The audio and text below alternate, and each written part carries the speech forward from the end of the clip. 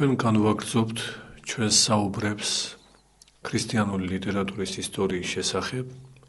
ეს გახლავთ რიგით მეორე საუბარი და ვინც პირველს ბოლომდე უსმენდა, ალბათ ახსოვს, რომ ჩვენი განხილვა შევწყვიტეთ ორი უმნიშვნელოვანესი ტერმინის, დოგმატისა და დოქსას განმარტებაზე.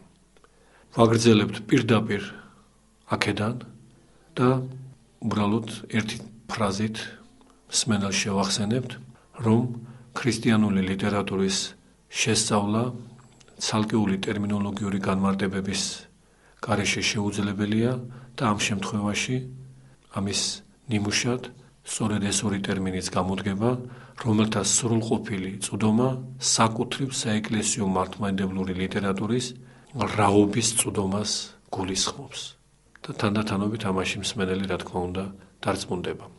მაგრამ რასაც ვამოვდით, იმას გავყვეთ, რომ ორივე ეს ტერმინი გახლავთ ბერძნული, მომდინარეობენ ბერძნული ზმნიდან დოკეო და ეს ზმნა ქართულად შეიძლება ითარგმნოს ასე: მივიჩნევ, მგონია, ვთვლი, ვრაცხ, მომწონს, ასე ვირჩევ, მესათნოება. აქედან ნაწარმოები ტერმინები დოგმატი და დოქსა ერთი მეორეს უკავშირდებიან და მთლიანდებიან იმით, რომ ორივე მათგანი აზრს, აზროვნებას გულისხმობს.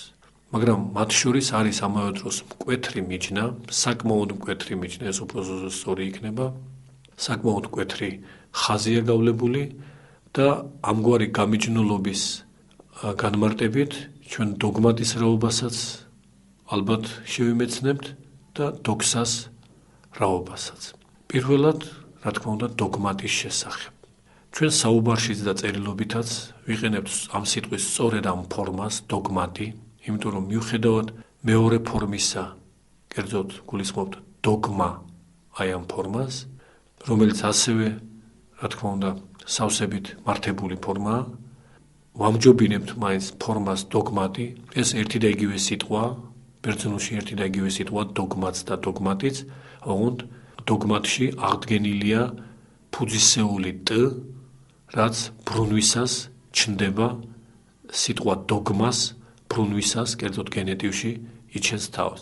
ბერძნულში ასეა, სახელობითში არის დოგმა, დოგმა, მაგრამ გენეტივში არის, ანუ ნათესაობითში არის ტუ დოგმატოს. ესე იგი, ფუძეში აღდგება ის ტ, რაც სახელობით ბრუნვაში დაკარგულია. ამგვარი სახის სიტყვები, რომლებიც სახელობითში ამათვე თანხმოვას კარგავენ, სხვადასხვა ენაში ხშირად გადადის ორი ფორმით. ერთი ფუძეში თანხმოვან დაკარგული, ანუ სახელობითი ბრუნვის ფორმით, მაგრამ საკმაოდ ხშირად გადადის იმ თანხმოვნით, რომელიც სხვა ბრუნვებში იჩენს თავს ბერძნულში. ამ შემთხვევაშიც, რა თქმა უნდა, ეს ვითარება დოგმა და დოგმატი ერთი და იგივე სიტყვა ყველანაირი გაგებით, ფორმაზეა საუბარი, რამდენადაც ქართულში ორივე ფორმაა შემოსული, ჩვენ ვამჯობინებთ, რომ გამოვიყენოთ ტერმინი დოგმატი შემდეგი მიზეზის გამო. სიტყვა დოგმა იმდენად ხშირად იხმარებოდა წლების წინ, ათეისტურ პერიოდში, რომ და რა თქმა უნდა, ყოველთვის იხმარებოდა უარყოფითი შინაარსით, რომ ეს სიტყვა დღეისათვის ფაქტობრივად დასნეულებულია და ჩვენ შეგვიძლია ასე ვისაუბროთ მრავალ სიტყვაზე, რომელიც შეიძლება სავსებით საღი წარმოშობის იყოს, მაგრამ არაჭეშმარიტი გამოყენების შედეგად მისი წვდომა, მისი შინაარსი გაუკუღმართებული იყოს მკითხველისა და მსმენელისთვის. ეს მოვლენა საკუთრივ საეკლესიო ლიტერატურაშიც ეკლესიის მამათაგან ხშირად არის ხაზგასმული. დავაზუსტებთ, რას გულისხმობთ, რომ სიტყვა შეიძლება თავისი არსით სავსებით მართებული იყოს, სავსებით მართლმადიდებლური იყოს, სარწმუნოებრივი იყოს, მაგრამ გამოყენებითი გაუკუღმართების გამო ეს სიტყვა ასევე გაუკუღმართებულ განწყობას ხბადებდეს მსმენელში და მკითხველში და შესაბამისად მისი უარყოფა ხდებოდეს. ყველაზე უფრო თვალნათლივ ნიმუშად ამისა დავასახელებთ წმინდა იოანე დამასკელის მსჯელობას და პირდაპირ მითითებას ისეთ ტერმინზე, როგორიც გახლავთ ტერმინი, ყოვლადწმინდა ღვთისმშობლისადმი თქმული ტერმინი, ქრისტეს მშობელი. ტერმინი ქრისტეს მშობელი თავისი აზრით, თავისი გააზრებით აბსოლუტურად მართლმადიდებლურია, იმიტომ რომ სწორედ ამას გვასწავლის ეკლესია, რომ ყოვლადწმინდა ღვთისმშობელმა შვა განკაცებული ღმერთი, ხოლო ქრისტე და ამას ალბათ ჩვენ სხვადასხვა დროს დეტალურად შევეხებით, ხოლო ქრისტე ეკლესიური სწავლებით გახლავთ სწორედ განკაცებული ღმერთის სახელი. პირდაპირი მიმართებით, პირდაპირი აზრით, სულიერად და გადატანითად, რა თქმა უნდა, ყოველთვის შეგვიძლია უწოდოთ ქრისტე ძეღმერთს, განკაცებამდელ ძეღმერთსაც კი პირობითად, მაგრამ პირდაპირი გაგებით, პირდაპირი აზრით, ქრისტე მას ეწოდება მხოლოდ მაშინ, როდესაც იგი განკაცდა. იმიტომ რომ თვითონ სიტყვის ეტიმოლოგია სწორედ ამას გულისხმობს, ქრისტოს ნიშნავს ცხებულს, ხოლო მაცხოვარი უფალი იესო ქრისტე ცხებულად ითქმის სწორედ განკაცებისას, როდესაც მისი კაცობრივი ბუნება ცხებული გახდა მისი საღვთო ბუნებისგან. შესაბამისად, კვლავ აღნიშნავთ, რომ ქრისტეს მშობელი, ტერმინი ქრისტეს მშობელი არავითარ უარყოფით გაგებას არ შეიცავს, მაგრამ იოანე დამასკელი მაინც კრძალავს ამ ტერმინის გამოყენებას და კრძალავს რატო? ის პირდაპირ ამბობს, მართალია ტერმინი ქრისტე მშობელი შინაარსობრივად არავითარ გაუკუღმართებას არ შეიცავს, მაგრამ რამდენადაც ეს ტერმინი სწორედ უკეთური მოძღვრების გადმოსაცემად გამოიყენა ნესტორმა და აი ამ გზით გამოყენების ამგვარი ბოროტული მიზანდასახულობით განწყობაც არაჯანსაღი შექმნა მის შესახებ, ესე იგი, როგორც არ უნდა იყოს ნებისმიერ მსმენელს დამკითხვას, ნესტორისეულად წარმოუჩნდება მაინც ეს ტერმინი, აღნიშნულის გამო იოანე დამასკელმა უარყო მისი გამოყენება. იგივე ითქმის ტერმინ დოგმასთან დაკავშირებითაც. დოგმა, როგორც ვიგებთ, თავისი შინაარსით აბსოლუტურად საეკლესიოა, სარწმუნოებრივია, მართლმადიდებლურია, მაგრამ რამდენადაც უკვე კარგახანია წლების მანძილზე ინტენსიურად გამოიყენებოდა ეს ტერმინი მხოლოდ და მხოლოდ უარყოფითი შინაარსით და მასში ჩაიდებოდა მოგეხსენებათ რაღაც გაქვავებულის, სტერეოტიპულის, დრომოჭმულის, ძველის, კონსერვატულის და რა ვიცი სხვა რა ტერმინი მოვძებნოთ, აი ამის შინაარსით როდესაც ჩაიდებოდა, დღესაც ეს ნაწილობრივ უეჭველად შენარჩუნებულია და მრავალ თანამედროვე პუბლიკაციაშიც კი, რაც არ უნდა მათი ავტორები რელიგიურობას იჩემებდნენ, უარყოფა და უარყოფითი შინაარსით გამოხატვა აზრისა ქრისტიანული ლიტერატურის და ქრისტიანული მოძღვრების წინააღმდეგ ჩვეულებრივ სწორედ ამ ტერმინს უკავშირდება. მრავალი ამბობს, ჩვენ საეკლესიო დოგმებს არ ვიღებთ, დოგმები აზროვნებას უარყოფს და ეს გაქვავებული რაღაც და დრომოჭმული და კონსერვატული შეხედულების ამსახველი ცნება.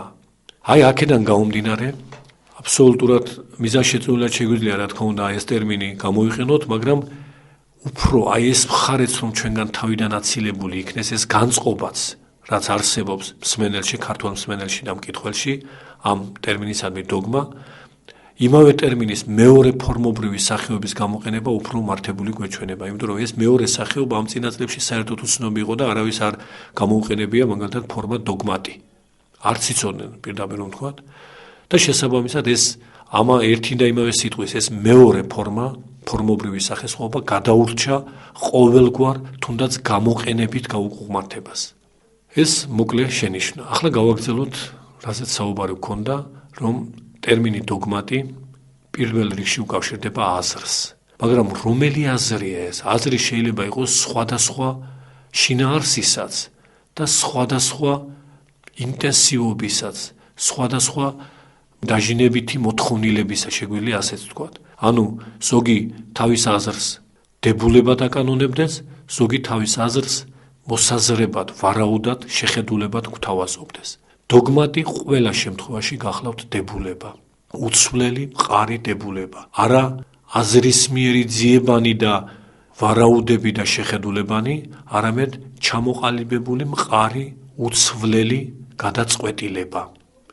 აი ეს შინაარსი ჩაიდება ყოველთვის დოგმატში, საეკლესიო ღვთისმეტყველების მიერ, ეკლესიის მამათა მიერ, ეკლესიური მოძღვრების კონტექსტში. რა თქმა უნდა, ტერმინი დოგმატი მანამდეც ანტიკურ ეპოქაშიც არსებობდა თავისთავად ცხადია და იქაც უკვე ამ ტერმინს ჰქონდა ის მარცვალი შეძენილი, რამაც განაპირობა მისი საეკლესიო შინაარსით მოხმობა. მარცვალი იმისა, რომ დოგმატი ანტიკურ ეპოქაში უკვე ნიშნავდა გადაწყვეტილებას, ბრძანებას, ბრძანებულებას, მეფის განჩინებას, კრების დასკვნას, მყარდასკვნას და სხვა. სწორედ ამიტომ თვით საღვთო წერილშიც სახარებაშიც ტერმინი დოგმატი კეისრის გადაწყვეტილების, კეისრის ბრძანების აღნიშნულია და ქართულადაც ბრძანებადაა გადმოცემული. ეს ზოგადი აზრით, მაგრამ გაცილებით უფრო მკვეთრდება, შეიძლება ითქვას, ეს ურყეობა გადაწყვეტილებისა, უცდომელობა და უცვლელობა დებულებისა, როდესაც აღნიშნულ ტერმინს ჩვენ საკუთრივ ეკლესიური მოძღვრების მიმართ გამოვიყენებთ. ეკლესიური მოძღვრების უმტკიცეს სწავლებათა მიმართ გამოვიყენებთ. რატომ არის აუცილებელი, რომ საეკლესიო მოძღვრების საფუძვლები, ძირეული სწავლებანი, ფუძემდებლური სწავლებანი ჩვენ განსაზღვროთ სწორედ ამ ტერმინით დოგმატი, ანუ ტერმინით ბრძანებულება, გადაწყვეტილება, განჩინება, მყარი დებულება. ამის აუცილებლობას ქმნის თვით ამ ძირეულ სწავლებათა, ამ ფუძემდებლურ საეკლესიო მოძღვრების ფუძემდებლურ დებულებათა წარმოშობის რაობა. საიდან მივიღეთ ჩვენ ეს დებულებები? ისინი არ გახლავთ ადამიანური ძიებისა და ამ ძიებათა ხანგრძლივი და შრომატევადი შრომის ნაყოფი. ყველა ეს დებულება არის გამოცხადებითი, ნაუწყები საკუთრივ ღვთისგან. ნაუწყებია ჯერ ძველ აღთქმაში წინასწარმეტყველური ენით, ხოლო მახარებლობითად, სამოციქულოდ, გაცხადებითად ახალ აღთქმაში და საკუთრივ განკაცებულმა ძეღმერთმა გადასცა ეკლესიას გამოცხადებითი მოძღვრება, როგორც დოგმატი. უფლისგან ნაუწყები, უფლისგან სწავლებული, რა თქმა უნდა, არ ექვემდებარება ადამიანურ ეჭვებს, ადამიანურ ძიებებს, ხოლო მოსაზრება და ვარაუდი შეუძლებელია აი ამგვარ დაეჭვებათა და ძიებათა გარეშე. მოსაზრება სწორედ ისაა, რომლის გამომთქმელიც ამ მოსაზრების აბსოლუტურობას არ იჩემებს, ეს მისი თვალსაზრისია, მისი ძიების ნაყოფია, უშვებს იმასაც, რომ მეორემ შეიძლება უფრო ღრმა ძიება აწარმოოს და უფრო მართებული აზრი გამოთქვას, შეივსოს მოსაზრება, ან გამყარდეს, ან უარყოფილი იქნეს, ესე იგი ცვალებადობას ექვემდებარება.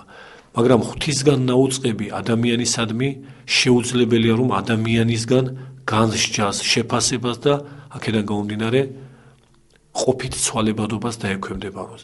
ისაა ურყევი, იმიტომ რომ ღვთიურობა, ესეც დოგმატი გახლავთ, ყოვლის მცოდნეობაა, უცდომელი ცოდნა და უცდომელი ცოდნისგან ნაუწყები ასევე უცდომელია. მით უმეტეს ქმნილება, არა მხოლოდ ადამიანი, თუნდაც უზენაესი ანგელოზი, შემოქმედისგან ნაუწყებს ვეღარ განსჯის და ვერ დაეჭვდება და ძიებებს მის წიაღ ვეღარ აწარმოებს. ამიტომ რამდენადაც ეკლესიური მოძღვრება საეკლესიო რწმენით, ესაა გამოცხადებითი მოძღვრება და არა პიროვნული ძალისხმევის შედეგად მოპოვებული, შესაბამისად გამოცხადებული ღვთისგან, ყოვლისცოდნე და უცდომელი ცოდნის წყაროსგან, აქედან გამომდინარე ეს ნაუწყებიც, ეს გამოცხადებითი მოძღვრებაც სრულიად უცვლელია, უცვალებელია, უმყარესია და არ ემქვემდებარება, რა თქმა უნდა, არავითარ მერყეობას. შესაბამისად, რამდენადაც დოგმატიც სწორედ ამგვარი სწავლების, ამგვარი აზრის აღნიშნული ტერმინი გახლავთ, ეკლესიამ იგი დააკანონა, დოგმატი დააკანონა საუფლო მოძღვრების, უცდომელი საუფლო მოძღვრების გამომხატველ ტერმინად. დოგმატია ზოგადად მთლიანობაში მთელი საეკლესიო მოძღვრება, რომელიც ასევე შედგება ცალკეული კერძოობითი დოგმატებისგან, ანუ უცდომელი და უცვლელი დებულებებისგან. სიტყვა დებულება ყოფით ხმარებაშიც მოგეხსენებათ იტევს იმის შინაარსს, რომ მასში გამოთქმული აზრი არა მხოლოდ შინაარსითაა უცვლელი, ყოველ შემთხვევაში არა მხოლოდ შინაარსით უნდა იყოს უცვლელი, არამედ გამოთქმის ფორმითაც. დებულება სწორედ ესაა. აზრი შეიძლება გამოითქვას სავსებით საღი, სავსებით ჭეშმარიტი, აქსიომატური და ეს თვითონ აზრის უცვლელობა.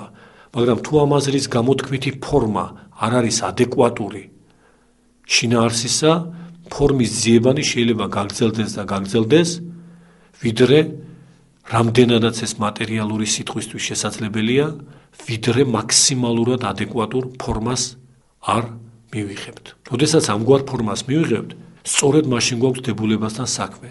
წესით მართებულად ჩამოყალიბებული დებულება არ უნდა იცვლებოდეს არა მხოლოდ შინაარსობრივად, რაც თავისთავად ცხადი, არამედ არც ფორმობრივად. იმიტომ რომ დებულება სწორედ ესაა, უაღრესად ზედმიწევნითი ტერმინებით გადმოცემა აზრისა.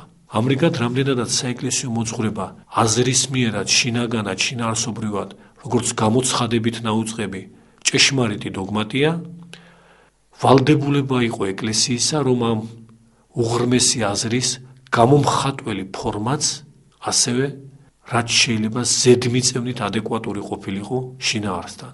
და ეს ზედმიწევნითი ადეკვატურობა ფორმისა შინაარსთან ამ ფორმის უცვლელობასაც თავისთავად ცხადია უკვე განაპირობებს. რა თქმა უნდა, ფორმა, როგორც გვიაღვნიშნეთ, საძიებელი იყო, ეს მყისიერად არ მომხდარა, იმიტომ რომ შინაარსი არის იმდენად ღრმა, იმდენად ყოვლისმომცველი, სიტყვაში არ დატევნადი, აღემატება ნებისმიერ სიტყვას საუფლო გამოცხადებითი მოძღვრება, ნებისმიერ მატერიალურ გამოთქმის ფორმას, აი რამდენადაც ამგვარი ვითარებასთან მქონდა საქმე, შესაბამისად ძიებანი, რაც შეიძლება მაქსიმალურად ადეკვატური, რაც შეიძლება ზედმიწევნითად ფორმულირებული, ანუ ტერმინებში გამოხატული და ამ სახით ჩამოყალიბებული დებულებებისა, აი ამის ძიებანი მართლაც საუკუნეების მანძილზე გრძელდებოდა.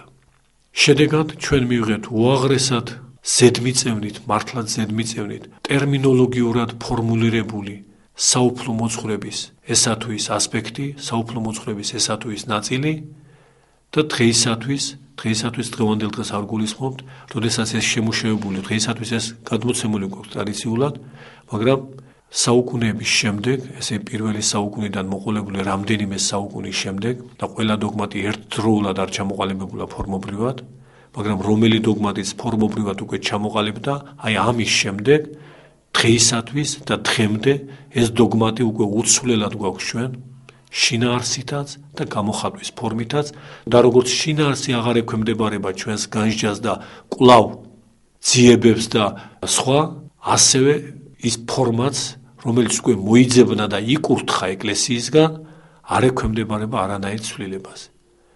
ეს გახლავთ სწორედ დოგმატი აზრისა, დოგმატი გამოთქმის სახეობისა, გამოთქმითი ფორმისა, ანუ შესაბამისი ტერმინისა და ტერმინოლოგიური მონაცემისა, ორივე მათგანის განუყოფელი მთლიანობა გახლავთ საეკლესიო დოგმატი და ჩვენ შეგვიძლია დასკვნა გამოვიტანოთ, რომ საეკლესიო დოგმატი ეს გახლავთ უცვლელი, უმყარესი, ღვთივგამოცხადებული სწავლება, რომელიც არ ექვემდებარება არანაირ განსჯასა და ცვალებადობას, არც შინაარსობრივად და არც ფორმობრივად. ისევე უცვლელია შინაარსობრივად, როგორც ტერმინოლოგიური გამოთქმით.